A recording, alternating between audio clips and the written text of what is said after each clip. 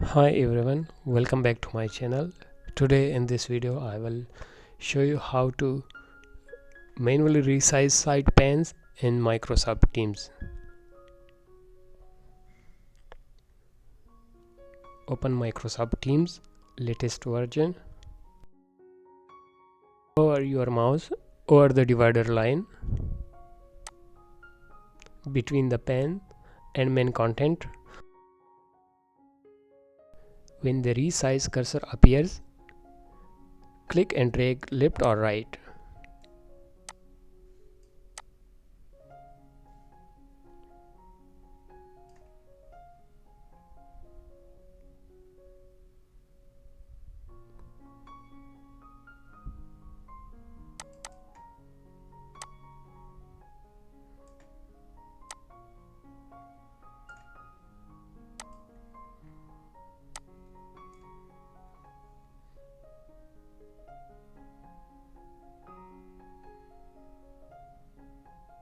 Thanks for watching. Please subscribe for more videos.